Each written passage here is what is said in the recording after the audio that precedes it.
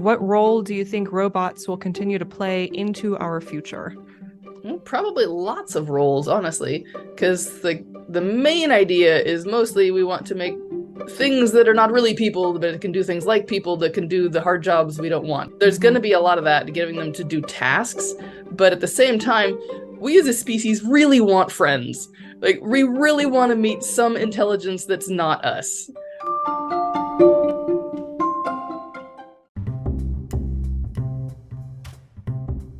Welcome to Speculative Sandbox, your audio playground for creative storytellers. My name is Vicky Lawn, and each episode, I and a guest will unpack a fiction trope with an eye for character development and narrative structures. Make sure to look for Speculative Sandbox on Instagram, TikTok, and Twitter, where you can join the conversation. Leave comments or questions, or let us know what other tropes we should cover. When the real world just doesn't cut it, let's get lost in a fictional one. This episode is brought to you by Shopify. Forget the frustration of picking commerce platforms when you switch your business to Shopify, the global commerce platform that supercharges your selling wherever you sell. With Shopify, you'll harness the same intuitive features, trusted apps, and powerful analytics used by the world's leading brands. Sign up today for your $1 per month trial period at shopify.com/tech, all lowercase. That's shopify.com/tech. Have you ever wondered what it's like to bite into Nerds gummy clusters? They're fruity. They're tangy. They're gummy. And they're crunchy. Nerds Gummy Clusters, a union of fruity sweet gummy and tangy crunchy nerds. Unleash your senses. Shop now at nerdscandy.com. Mara Lynn Johnstone, thank you so much for joining me on Speculative Sandbox today. How about we get started with having you introduce yourself to our listeners and telling them about your favorite projects and what you're currently working on? Sure. Hi, I'm Mara. I like to write science fiction and fantasy, and I have a great time doing it. I tend to write from a place of fun and enjoyment. I'm not someone working through things or wanting to explore the darkness of humanity. I want to go on adventures and take people with me. Awesome. So I have fun. And I've recently written a book where the robot was the main character, and another book where a human was the main character, but humans are rare, so that's sort of a different flavor than the usual human main character ones. And I just came up with a book of writing prompts for other people who need ideas for what to write about, or who have way too many ideas but want some new ones anyway, or who just want to gift ideas for their writer friends. I love that. What is maybe one of your favorite writing prompts from that book? But the one that comes to mind first is just considering werewolves on the moon. Ooh, because it's such a can of worms of possibilities, because you have to add more science to the whole thing than you would naturally expect. Like, okay, so what actually causes someone to turn into a werewolf? Is it the sunlight bouncing off the moon's surface? Is there something about moon rocks that makes somebody turn furry? Does that mean the moon rocks we brought to Earth are reverse kryptonite that are going to give somebody superpowers? What does it mean? So you can take it in a lot of interesting directions. I immediately thought, what if werewolves were actually a different species that originated on the moon? Right? Yeah. That's why they would respond to, because it's kind of silly when you think about how, I'm jumping over to vampires real quick. I think vampires can't go out into the sun, but then the moon is reflecting the sun's light. Right. So shouldn't they also be at risk at night? Exactly. Yeah. Okay. Well, there's something special about the moon, I guess, or it's just, really faint. Like, starlight is the same as sunlight, just really far away. Because stars and suns are the same thing. It's just distance. Do you think that weird things tend to happen when the moon is full because there's magical properties there? Or do you think people just go out when the moon is full? If I'm logical about it, I think people just notice it more, because if something weird happens normally, oh, is it a full moon? No? All right, whatever. But if it is a full moon, then aha! That must be why. But it is fun to think about, because surely there's got to be something special going on somehow. It's too cool otherwise. It's so cool. It's one of those one time we were walking and I was doing a night hike and the moon came up over the mountain ridge, and it was the most stunning thing to see. And where I live, if you go hiking in the mountains, it's super, super dark. You're away from a lot of the light pollution. And I remember thinking, if I was of one of the ancient civilizations, I get it. I get the obsession of the sky because it's stunning. Yeah, and like the moon has such presence, at nighttime it's super dark, there's nothing else except some little skies, but then there's this thing, it's round like a face. What is it? Yes. Gotta be a face. So I have some icebreaker questions for you, and then we're going to segue into our conversation today. So you ready? Sure. Okay, these are kind of light, fun ones just to warm you up. So the first one is, do you like summer or winter more? I like summer. I mean, plenty of people around me complain about the heat, but I love being warm. And I have been known to sit reading, wearing a sweater and socks in 90-degree shade and be perfectly comfy. Because if I'm not moving around, then I'm not that hot. That seems to be popular. I have a niece who is in college now, and I was told that wearing a sweater in the middle of Phoenix, in the middle of summer, is like in. And I'm like, that sounds like a heat stroke. I think it depends on if you're in direct sun, if you're moving. There's a lot of factors. Yeah, absolutely. Okay, if you had to live during a worldwide apocalypse, would you prefer an alien invasion or a failed terraforming project? Ooh, interesting. Probably the alien invasion. It feels like there's more potential for doing something about it for that one. Ooh, okay. Failed terraforming just sounds like everything's bad and there's not much you can do to fix it, really. Yeah, I kind of picture a failed terraforming experiment being something where rather than us just trying to kind of clean up our carbon footprint to help with the global climate crisis, but we would rather try to just adjust Earth instead. So whether that would be like a massive umbrella or, something else that could have detrimental effects in other ways. I've seen theories where like you pump something into the upper Earth's atmosphere, but that very thing could actually cause like a runaway, I don't know, ice age or whatever. But anyway. Yeah, there's a lot of potential for overdoing it. And then this one segues into our topic, which is, what role do you think robots will continue to play into our future? Well, probably lots of roles, honestly, because the main idea is mostly we want to make things that are not really people, but it can do things like people that can do the hard jobs we don't want. So basically slaves we don't have to feel guilty about. There's going to be a lot of that, giving them to do tasks. But at the same time, we as a species really want friends. Like, we really want to meet some intelligence that's not us. And yes. Yeah. So we create it instead. Yeah. Right? If we can't find it, we'll make it, dag nabbit. Okay, so today's topic, and we have a couple topics today. So actually, before I get to the topic itself, we were discussing NaNoWriMo and writing silly things. And I thought that was a really fun thing to talk about here, especially because by the time this airs, it'll be, I believe, sometime in August. So July will have finished. Camp NaNoWriMo would have wrapped up, but there'll be there'll be the formal NaNoWriMo comes up in November. So talk to me about writing silly things and how you approach NaNoWriMo and the advice you have for writers. Sure thing. Yeah, it's been very helpful for me. The main advice, the one thing I would advise someone who's just looking to get better at writing or enjoy it more or what have you, is to just write a bunch of stuff that doesn't matter, that you don't have to worry about it being good. Just have fun with it, because that you can really easily just trick yourself into practicing if you're just having fun. And I've done NaNoWriMo as many times as I can, many years now. National Novel Writing Month every year. I've written a bad rough draft every November, and I've polished some up and made them into final drafts. And even the ones that I didn't really do that good a job on were fun. And I explored the ideas, and I wouldn't have gotten that far otherwise. And now I have a finished rough draft that I can come back to later. So I've written a lot more than I would have otherwise. And I've done things like NaNoWriMo. Some friends years ago came up with something called February Fracas, where we would all get together in February, the shortest month of the year, therefore the easiest, and we would write something every day. Anything, something, just a paragraph. And the first time we did that, I may have been the only one who finished, but I had a great time because I just explored a bunch of little ideas in my notes file that I'd been thinking about, and just whatever came to mind. And by the end of the month, I was writing just a bunch of little short stories about the same character, and just exploring ideas. And those turned into enough of an idea that the next November I could write a whole novel about it. And I wouldn't have done that if I hadn't just been playing with the ideas.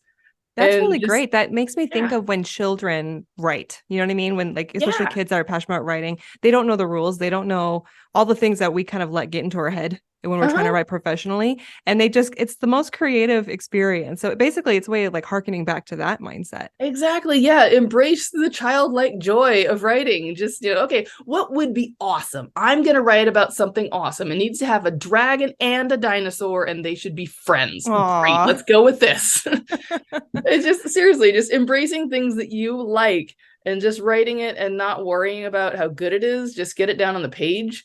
And first of all, it's probably going to be better than you think because it's going to be fun. And second of all, the first draft doesn't have to be good anyways. It really doesn't matter. Just get the idea down and just play with it and have fun with it. And you'll write so much more and have so much a better time of it all. That makes me think there was one anecdote that someone told me ages ago that fits this perfectly, of a pottery class in some college somewhere, where the professor split the grades for the class, and half of the class was going to be graded on making one perfect pot by the end of the semester, and the other half was going to be graded on just how many pots they made. And the first half of the class stressed about it and had a terrible time, and half of them had final projects that blew up in the kiln because they'd never practiced enough. They'd just been planning it and researching it and thinking and stressing, whereas the other half had a great time. They made so many pots, and some of them were deliberately terrible, and some of them were actually pretty good. And by the end of the semester, they were making some that were better than the other group because they'd been practicing. And most importantly, they'd been having a great time. I love that. I like to approach writing that way. Just write a bunch of stuff. Don't worry about it. Just get it done, have fun, and it turns out so much better all around. That makes me think of an exercise. I feel like I did this back in elementary school, where they were trying to get us introduced to the idea of creative thinking. And I'm going back to your former, I guess, the first part of your discussion about exercising and just trying new things, like just being free about it. And what they would do is they give you a character, a location, and like an obstacle.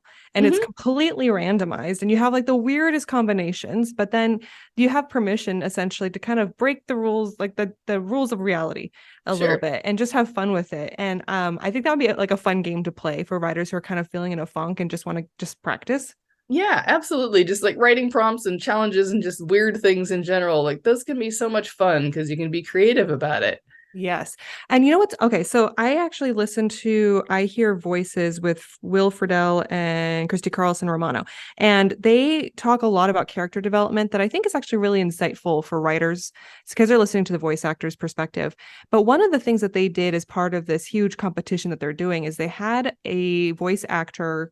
They assigned them like the size of their fictional character, their origin, and like a line, and they had to be able to like manifest these scenarios out of that. And I think that other industries are doing this too, right? It's part of the creative process. And we as writers are providing that very fundamental foundation of the story. So of course we should also be deploying similar exercises because all other aspects of the entertainment industry are doing this as well. So it's definitely not something that's different. We should definitely embrace it. Yeah, and just it's fun. You can have a lot of good times just doing things you wouldn't think of otherwise. You go, oh well, all right, I'm gonna try this. This looks fun.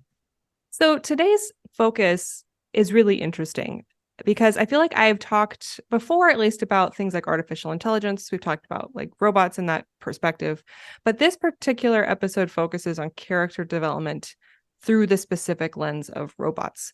So what interested you in this topic? Well, I didn't used to really know how to write robots. I couldn't really wrap my head about it, figure out which angle to approach them from.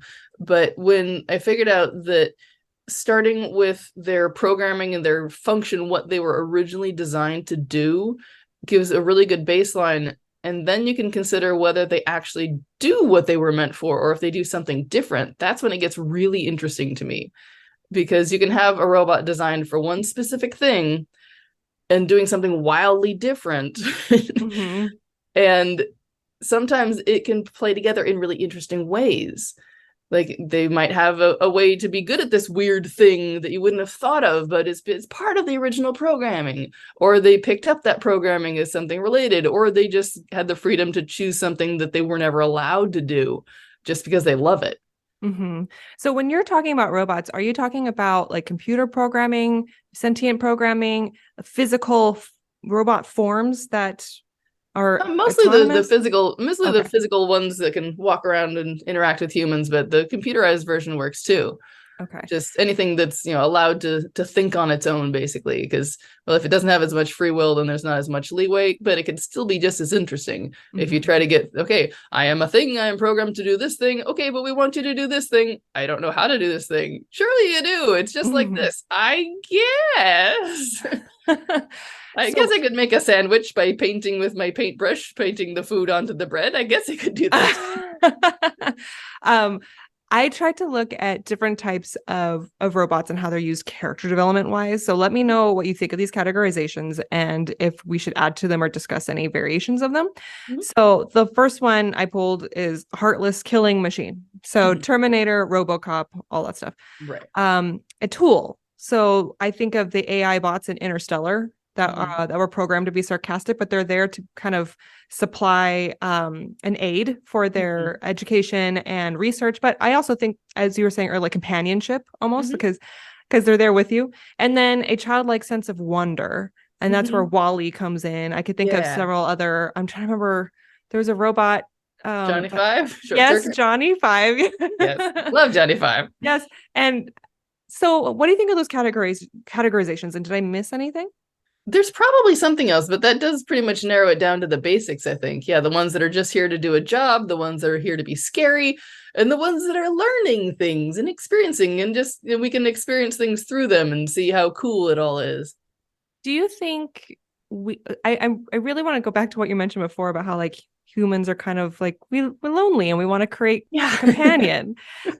Do we manifest that in other ways besides robots that we do? We definitely do, because there's this whole trend of humanity just finding personalities in stuff. Like we have the thing where we'll see pictures and look at the moon and see a face and look at the clouds and see pictures, but we'll also look at objects and go, that looks friendly. I like the shape of that tree.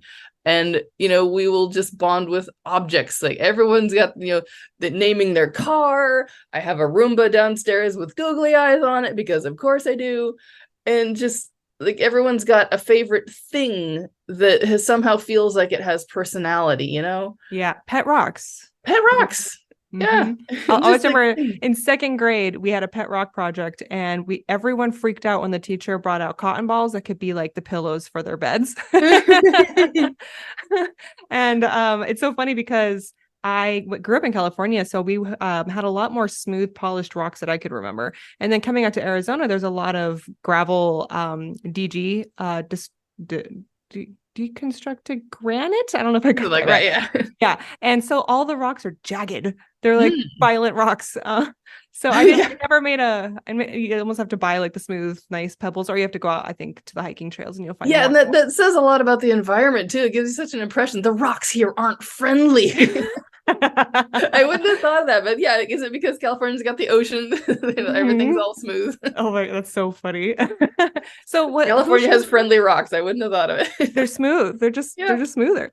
What is your favorite robot and why?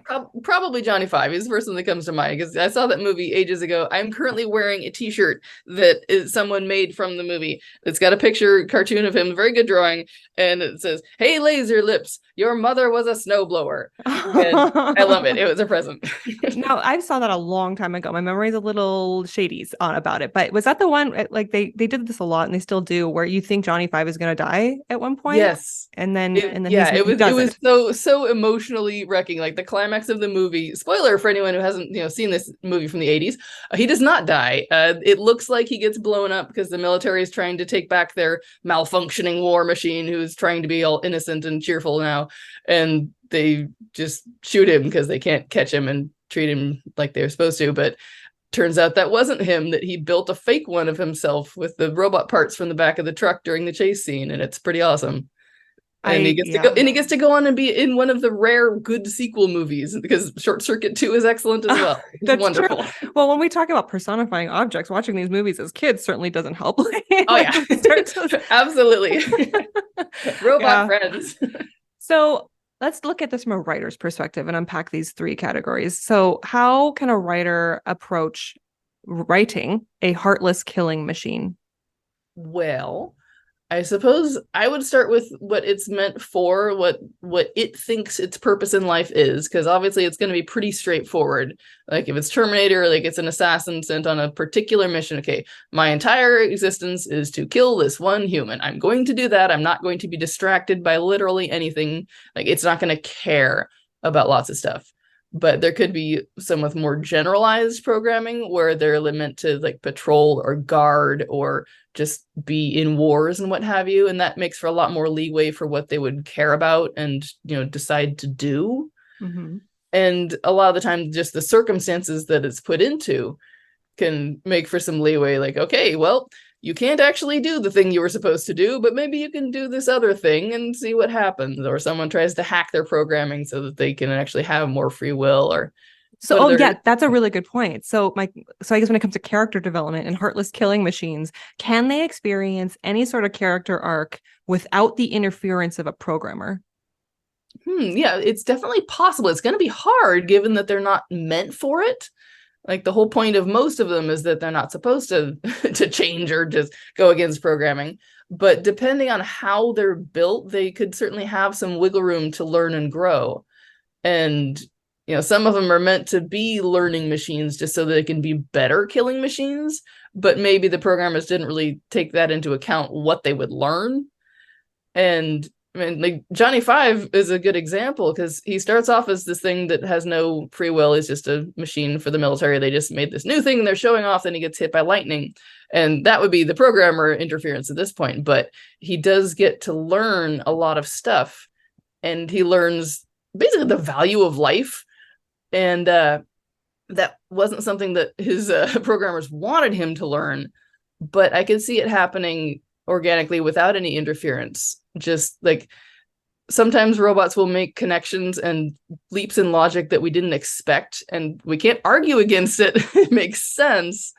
Like, gee, I'm not going to kill this other thing because doing so would also kill me and this other thing, or it would have all these other consequences that are worse. Mm-hmm. Whereas the humans in charge would go, no, that doesn't matter. We got to, make all this destruction because that's our enemies. But if we kill these enemies, it'll also kill those people. And surely that's more important. So yeah, there's definitely some interesting directions that it could go. It's like a philosophical debate, if you can even engage in that with the robot. Get them to second guess their directive. Right, and that's always fun too. Okay, we're gonna get past this one by doing it some sort of Sphinx riddle kind of thing and make it short out and they can't figure it out. That's always fun. Terminator. So I haven't actually seen the first one. I've seen the second one. Arnold Schwarzenegger's Terminator was bad in the first one, right? And then he's a friend in the second one. Was that due to, remind me, is that due to programming? Yeah, I think if I remember correctly, there were two different actual robots. They just were the same model, so they both look like Arnie.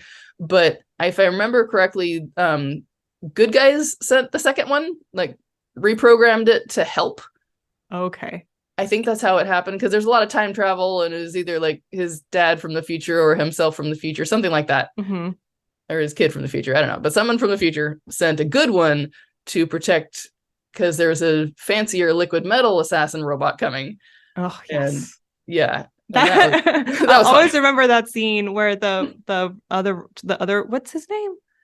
Was he a name? I don't know. I just remember the guy that showed up in the X-Files later on. Yes. Oh my gosh. His running scene, apparently he learned to not breathe during the running scene, so he looked really robotic. I remember being terrified of that guy. Oh, yeah. He did really well. And what's funny is, from a psychological standpoint, is that I was terrified of him, the human, right? It wasn't a robot. Of course, when he started shifting, that's also terrifying. But I remember being just terrified by like his eyes. Mm-hmm. And his expression and the way he moved. So it is it's interesting when you think about like what scares us as robots and also what continues to scare us as humans. And almost like we have to pull from what scares us as humans. Yeah, because there's definitely a lot of different things that could scare us. And a lot of the time, if it's like, like you were saying, like even looking human, he was like a creepy human, because that gives off the vibes of, okay, this is another human who maybe is going to murder you. That's scary. Yes. And then RoboCop I feel like he had a character arc. I've seen two different versions of RoboCop, and I don't remember if I even liked the remake. I like the actor who played him, and I wish him lots of success. I feel like he's kind of Underrated. He's been in a lot Underrated. of stuff. He's in a lot of good things. I'm like surprised that he's not like a major Marvel like superstar yet. I think he's a minor Marvel superstar now. Okay, fair enough. Yeah, Good he's for in him. one of them. I liked him when he was in House of Cards. He played a politician in that one. I thought he was really good in that one. Anyway, that RoboCop is part human still. Right. So when you talk about character arcs, it's the humanity side that it's appealing to. So if you take like just a robot, what are the elements that you have to incorporate to give it an arc? Well, I think a lot of it is usually just the robot either deciding what they want to be or discovering that they can do things that they weren't really expecting to do. And it can have the innocent joy and childlike discovery, or it can just be really stressful for the robot going, gee, I meant to do this one thing and I cannot do this one thing. Crisis. And a lot of it is just interesting exploration of possibilities, because there's so many different directions it could go depending on what the robot is meant for and what circumstances it finds itself in. If you wanted to create, so I'm creating a kind of a case study here. Let's say that you wanted to create a heartless killing machine robot, like for your character does. There is a benefit to having a robot take in and process new information, especially so it can navigate different obstacles in the world, right? And I think there's some things that could be purely calculating. Like if you're an assassin robot and you're trying to take out someone across the courtyard, you don't want to aim through 10 people to get through them, right? You need to be able to work around that. But at the same time, you also don't want your heartless killing machine assassin robot to be manipulated. Let's say like you're the villain and you're like, I don't want some good guy to come in here and influence my robot. So I don't want my robot to be malleable. I want my robot to be cold and heartless. Right. So it's like, where do you meet in the middle? So your cold, heartless robot doesn't like start taking out innocent people and, Yeah, that is an interesting balance. And I think a lot of it comes down to the choices of the humans who programmed it, because they would be the ones to say, okay, if you want your goal is to kill one human, try to avoid killing other humans because that just means problems for us. But if one of them jumps in front of him and you can't get him, well, I guess it's okay to kill one other human, I guess. So like that would be their parameters that they would set. And then it's just a matter of just how you decide the plot goes. And like maybe the characters find out about the parameters and like, okay, this is our important political person that we are trying to protect. We know that it will shoot through one bodyguard, so that everybody needs to go in pairs. So you block him with two of you at once. And maybe they try to work with that. And then it can become a really silly arms race of, collateral damage that's acceptable, or just, okay, how does it decide what is human? Can it be confused by mannequins and other robots that happen to look human? Like what do we have to work with here? Because even with the really solid rules, there's wiggle room. I just keep thinking, of course, in movies, robots have permission to just wreck shit, right? Like they blow up the whole city if they have to. In the real world, we use robots now for SWAT, right? To go in and disarm bombs and all that stuff. And they're very limited to their one, not single, but like their direct purpose. And to me, in the world of espionage, I would think that you wouldn't want to create a huge ruckus while you're establishing whatever it is that your mission is. I don't know if people are over in Russia, all those things. And so would it be more effective to use robots in a more limited way to not create a scene, but also be able to maintain human safety, right? Like rather than sending humans in. I always think about that. And then I always think if your robot gets captured and you don't want people to hack your robot, then having like what do you call it? A dead button, a dead the cyanide pill for the robot. But then what would keep other technologies from Wi-Fiing in, airstriking that robot? Basically do you need to be physically plugged in anymore to really affect a robot? I don't know. It really depends on what kind it is, because you can have the mindless ones that are just remote controlled, or you can give it some programming and just say, go have fun, go do the thing, try not to mess up. Okay, so moving on from heartless killing machines to tools. So the AI bot in Interstellar is my one go-to, just because I thought that there was something really charming about the humans in this world programming sarcasm into those bots, so that when you're on a spaceship with these bots, you kind of feel like there's some sense of humanity. Yeah. So what do you think of is there character development opportunities here? Or do you think that they're more functional? Well, I think it's probably easier to develop the relations of the other human characters towards the tools, because, without programming change, then it's not as likely to change on its own. But that's not necessarily true either, because there's always potential for things to change, depending on whether it's meant to learn or not too, and whether it has any underlying code that's like, okay, here are your priorities. Protecting humans is one of those included. Protecting yourself is included. Other things like that. And just depending on how things go, like what's gonna happen. And I've certainly read things where just the robot was left alone for long enough that its code kind of changed over time. Just it not necessarily malfunctioned, but it just made some decisions and learned how to think and do things that it wasn't meant to, just because of sheer force of time. Is this fiction or real life? In fiction. Okay. And it probably happened in real life too. I don't know. I'm like those space exploring robots. And where we are now, it's more a matter of like, okay, something's just gonna go wrong at some point. It'll be interesting. We'll figure it out.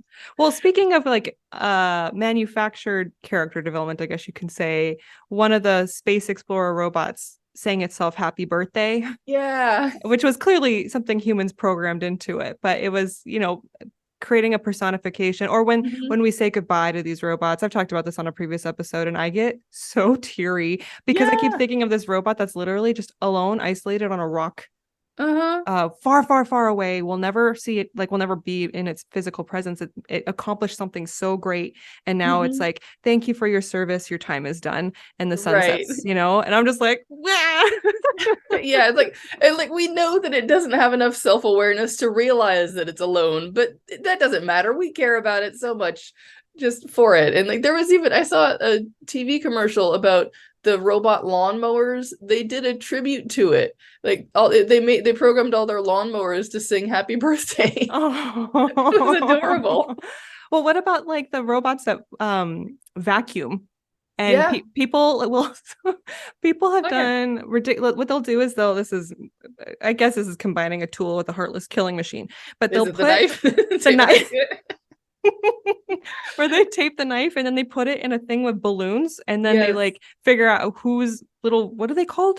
Is it a Dyson? No, there's a bunch of different. The Roomba is probably the big one. Okay, they start, as they turn around and move around, they start knifing all the balloons, so it becomes like a competition. I think that's hilarious. Yes, I've seen a video of a duel. Okay, is the red balloon or the blue balloon going to be the one that wins? And it's just very silly. And there's a delightful range of fiction on the internet nowadays of the adventures of Stabby the Roomba on various spaceships, and that is a great source of joy. Do you have any other remarks about robots as tools and character development before we move on? Well, I thought of a story that I wrote ages ago in college that if I ever come back to, these two side character robots are going to have way more focus because they're more interesting than the main characters. That the two robots that get kind of thrown together by the plot are one that is a tree trimming robot that is just meant to be a tool that just does the gardening, and another one that was meant to be a stunt bot from movies. And they just entirely different worldviews. And it's really interesting to watch them try to interact with each other and just not be on the same page at all, because the one who's just a tool is perfectly happy just doing his function and just caring for the trees, and he's got all these blades in his arms, but he would never harm anyone with it. No, very strict programming about that. And he has a programmed robot religion that says he will only go to robot heaven if he is a good servant to the humans. And the stunt bot from the movies, he thinks that's the weirdest thing ever, because he doesn't work in movies anymore. He got rescued and sent to just live with the human and be more human-like, but he still thinks all the movie tropes are real. So he doesn't really have a normal grasp on reality. But just the two of them just have conversations that just go absolutely nowhere because they just can't agree on things because their worldviews are so different.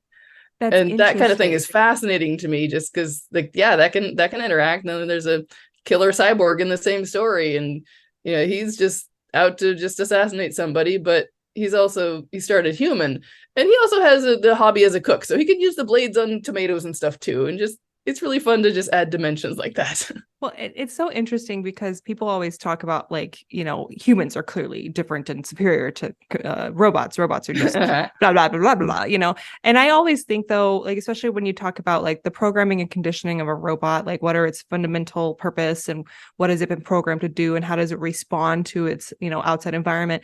I think that robots are very much like humans because humans made robots and humans make robots, to learn things the way we learn things. Yeah. So of course there's going to be that parallel. And and so then it's not surprising then that we kind of project additional personifications onto these characters. Yeah, because when we're trying to give the robots any kind of intelligence and, everything that makes it a person, we only have ourselves to base that on. And it's interesting to see how close they get and how just they go in directions that we wouldn't expect and all that. Yeah, what if a dog made a robot? Right, I feel like very different. The robot would probably help the dog with certain, triggers or stimulations that make the dog happy or is useful to the dog. So whether that's, making sure that there's food or, throw the ball, I don't know. I'm just kind of making stuff up. I'm not a dog, but I feel my first thought is the dog would make a robot that would just be someone to play with it all the time because the humans are busy. A play robot. Yeah. Yes. Yeah, because that's what they want. Because the dogs follow the humans around because the humans are their alphas. They're the important one who tells them what needs to be done. But then they're all sad and forlorn when the humans got to go do things by themselves. And the dog wants a friend to play with and snacks. So then I thought of an idea. It was the Haley Joel Osment. Was it just called Artificial Intelligence? He's a robot and he's like a child. AI? Yeah, Robin Williams was in that too, right? No, that's the other one. No, that was Bicentennial. It was yes. Jude Law. Jude Law played a sex worker robot. Right. Yeah, that was really interesting. It was so interesting. Haley Joel Osment, I don't remember what his function is, but he is with a family, right? And the living boy. He was meant to be a child replacement, basically, because the family, their kid was in a coma forever, and the mom was really lonely, so she bought a robot child, and then her kid woke up, and then she had to get rid of her robot child. I don't think I could handle watching that movie now. No, it's very intense. Well, you have robots all serving functions, just like how we're talking about a dog creating a play robot. We have a sex worker robot. We have a child robot. And then the movie itself goes through Haley Joel Osment's robot character and its development. So I feel like the childlike sense of wonder application provides a lot of opportunity for character development. So tell me what your thoughts are on that. Yeah, the childlike wonder is always just a fascinating thing because, back to Johnny Five and Wall-E, who's definitely based a little bit visually on Johnny Five. Just there's always something so charming about a being experiencing something for the first time and not knowing what it is. Just oh, hey, here's a butterfly. Yay, look at it go. And just learning everything about the world. And it makes you want to just, help them along and teach them things, like a child, but they can also be really, dangerous as well. So it's an interesting balance. But just seeing something learn about reality is really interesting to me because as a kid, I always liked writing instruction manuals for whatever reason, just explaining things to people.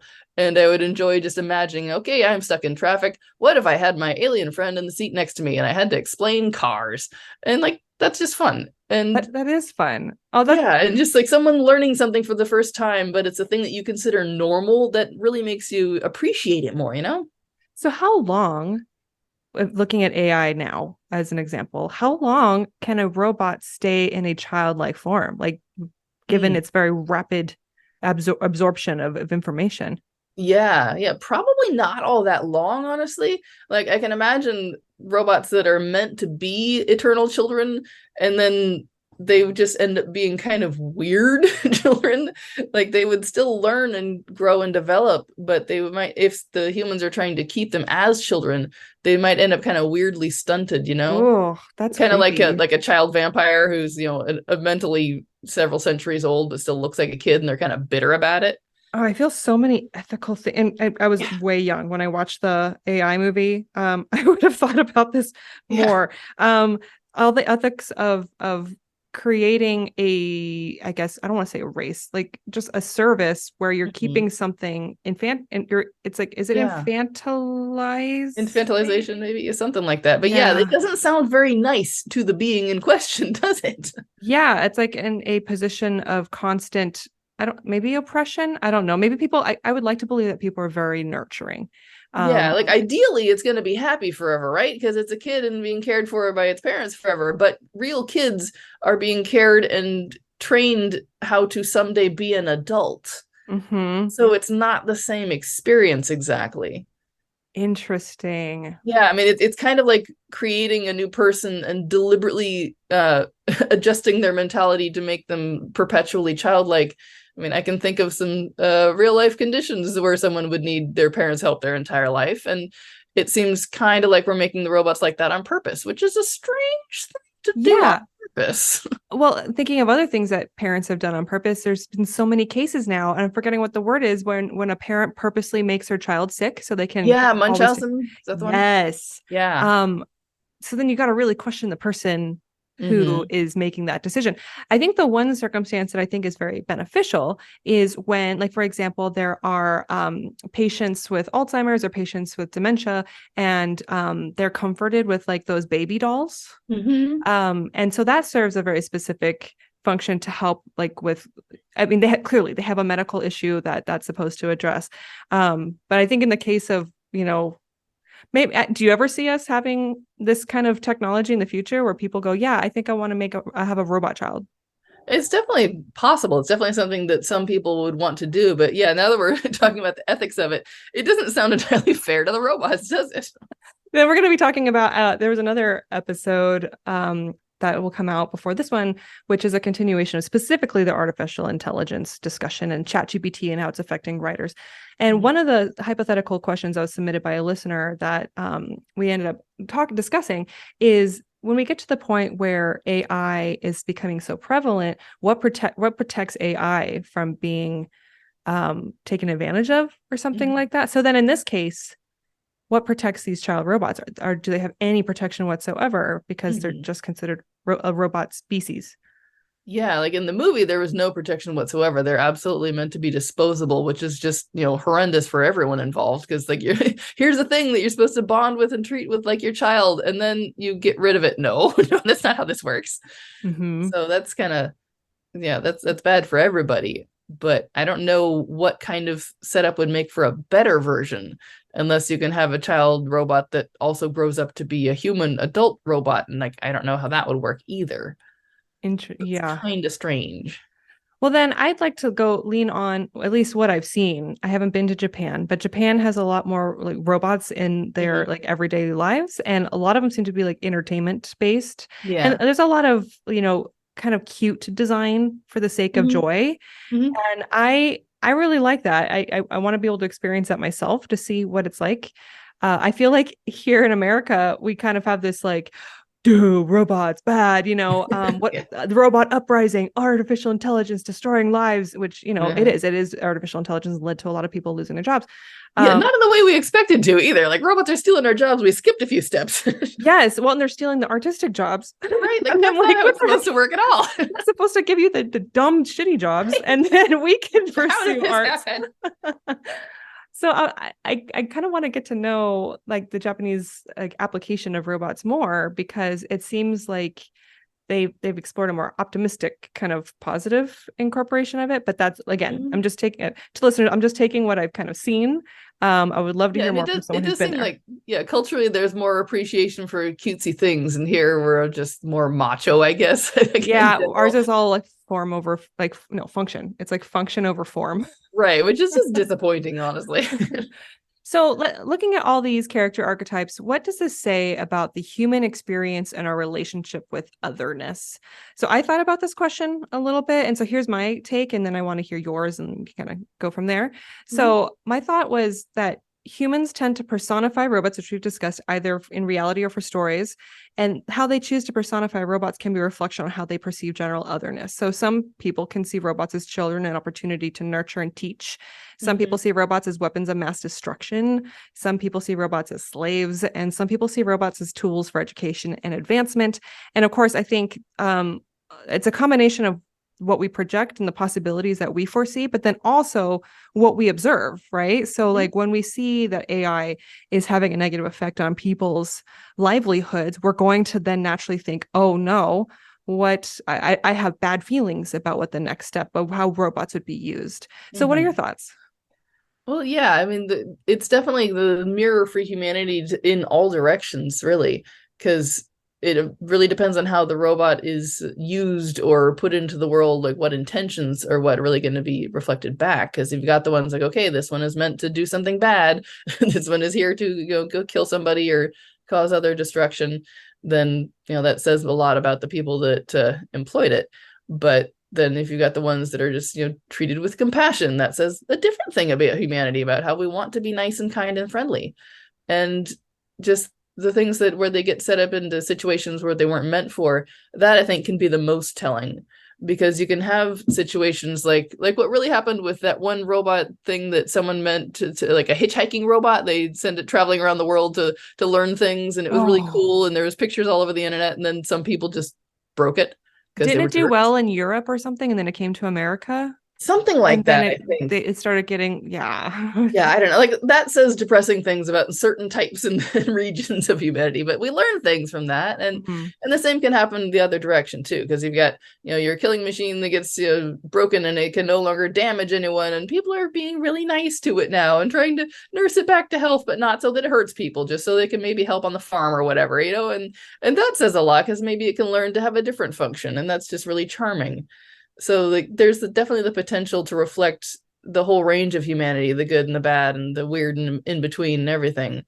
And it's just a matter of which direction things go. And that's always really interesting for the potential of it all. And I always enjoyed like the sarcastic, sassy robots with personality, because that is always fun. Yes. So then what society enables a robot to flourish in a positive way?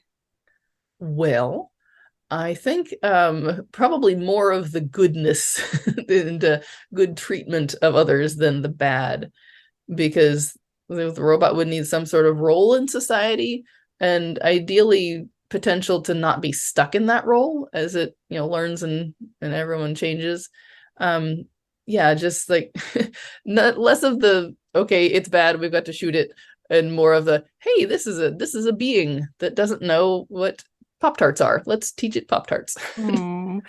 So then conversely, what kind of robot best serves human society? Well, there's certainly lots of different answers depending on the circumstances. Probably the ones that I would like to think serve best are the ones that have just enough leeway to decide their own correct interpretations to their tasks. Ideally, the ones that make good sense. Because you can have the ones that like, okay, here's your job, go do your exact job. And then the robot goes, wait a minute, but if I do it exactly like you told me to, then all these consequences would happen that you didn't foresee. Like, I think that kind of robot is going to be a lot more helpful than the one that does mindlessly what it's told, or the one that's just bounce around with no particular goal. Yes, the ability to learn, and regardless, because like that's how humans work, like you got to learn and adapt and change, and that's an important part of being a thinking being, I think. Well, especially with OSHA, right? Like if you're going to have any robots in the workplace, you don't want a robot to do its job despite the fact that a human leg might be in the way. Exactly. Yeah, like the most basic of mechanics that we have, like my garage door has a sensor to know if there's something in the way. I have so much anxiety about garage doors. Oh, yeah. Ever since the movie, I think Scary Movie or Scream, I can't remember which one it was, where the girl got caught in the garage. Anyway. Yeah, it's scary. So we talked a little bit, you mentioned a little bit about repetitive labor, but there was a circumstance where an AI robot was programmed to do repetitive labor work. And after 15 minutes, it came to the logical conclusion to just abort itself. So what are your thoughts on that? Like that's amazing, honestly. And like, I hope that people learned from that humans shouldn't be doing this kind of garbage, but they probably didn't. Well, then that makes me... I would love to know the specific logic that robot came to, because like, obviously, like, the humans want it to do this job and it would get the humans' approval or what have you. It's not getting money, I'm sure, but like there's some sort of point to it. But if it just decided that this is boring, like how did it come to be able to decide that something is boring? Yeah, exactly. So then did its original programming have joy worked into it at Right. some Yeah, point? that's the thing. Like, what actually was in that programming? So if And we want to, that reminds me of something that someone told me when I was talking about robots online at one point, because I wrote about a robot that in the book that came out recently, which is called Spectacular Silver Earthling, named after the main character. He started as a search and rescue robot, and that really just informed his entire personality. And someone gave me the suggestion, because I wasn't sure if he'd be good at dancing or not. Couldn't think of a logic for it, but someone said, like, actually, that could fit, because I work in robot research and stuff. It could be because in a lot of dances, there's one who leads and one who follows. okay. And that could tie into being able to lead humans out of dangerous areas, and also being able to predict what they're going to do so that you can follow them and help protect them. And like, that's really cool. I wouldn't have thought of that. And that's the kind of thing that I love, just like the ways that you can use the original programming for so many different things. Mm-hmm. And in the book, he ends up doing entirely different stuff, because he gets to work in space television now that he's a free citizen. And his original just observational humor for just keeping the humans cheerful as they're being rescued has turned into the most biting sarcasm and all the egotistical wit, which is just delightful fun. And it's fun for me to see how the original tasks can turn into something entirely different, and it makes sense, because he's got such a chip on his shoulder about just, okay, humans keep getting into really stupid, dangerous scenarios. They need to quit doing that because it keeps being my problem. And like, that's true. We really do that. We go into stupid situations all the time. So and if someone whose job it is to protect us and rescue us from that is going to be rightfully annoyed by it. And then he ends up being in a situation where it's not his job anymore. Hooray. But then the TV show that they're filming stuff for is on a different planet. And then, oh no, it's dangerous. Dag nabbit. It's a problem again. So if we want to remove humans from like the dangerous situations of like backbreaking labor, or, repetitive labor, things that, we could use a robot to do. In this case, we had the robot uninspired and pieced out. But let's say we want to remove humans from that line of work. So then what's the right situation then to get a robot into that place so that we humans can start pursuing other forms of, enrichment? Right. Well, if a robot wants to be more inspired, as demonstrated by the AI. Right. Well, the nice thing about robots is that it's not all or nothing when it comes to how much humanity and sentience they have. Because as weird as it sounds, perhaps that task just needed a stupider robot, one with less free will. Maybe not so much AI. Right? Yeah. Because and like with my tree trimmer robot, like maybe it just needed different programming so it can more readily appreciate the boring tasks that we don't like. Maybe, it just needed some other reason to do it. Because I got the idea for a robot religion from a college philosophy class, which is just fascinating to me, because I would not have thought of that. But yeah, that's certainly one way to motivate them, isn't it? Yes, they're not getting paid in money, and they don't have any other things. Well, you can hardwire it into their thinking that something good is going to happen to them later on if they do these things. So, Mara, thank you so much. This has been such a great conversation. I tripped over. I had two questions in my head right there. So what advice do you have for writers who want to write robot characters? Well, I think mainly start with what it was designed to do and why it exists in the world, and then go from there, because you can branch out into some really interesting directions. Just, figure out what it was originally intended for, and that'll tell you part of how it views the world and what it's able to do, and maybe what it values and wants. And then, throw some curveballs in there, because that's when it gets really interesting. If it is in a totally different circumstance and has to adapt to it, or if it's got the ability to choose to do something else. Like you've got like one of those other the search and rescue robots decided to, like, okay, the first thing I do when I'm free is I want to go do paintball, because I want to shoot things at the humans, because I'm not allowed to hurt them normally, and I'm really annoyed. That's fun. That's interesting. Okay, what? I get to throw things at humans? Yes. All right. Do you have any final remarks or send-offs to leave with our listeners? Just to follow your joy. Just do the writing that is fun, Don't worry right away on whether it's perfect right at the gate. Nothing has to be perfect right at the gate. Just write things that you enjoy, because then other people will also enjoy them, and have fun with it. Because if you're not having fun, then, well, that's a big waste. Enjoy it as much as you can. And how can people find you? I'm all over the internet, if you can spell my name correctly. Mara Lynn Johnstone. That's Mara, Mara. And Johnstone with an E at the end, actually spelled the way that it sounds, Johnstone. And the new book, Spectacular Silver Earthling, very fun. The best description I had of it was, if you combined took dirty jobs and put it in space and gave the main character robot kind of a combination of Bender from Futurama and Murderbot. And it's kind of like that. Or if you took the crash test dummy from Mythbusters and let him sass back, then you've got, I think, all the right elements. Speculative Sandbox is a volunteer-run podcast that relies on the collaboration of fellow creators like you. Join the conversation and participate in fun polls and questionnaires on TikTok, Instagram, and Twitter. Interested in being in a future episode? Our DMs are open, or you can email speculativesandbox@gmail.com.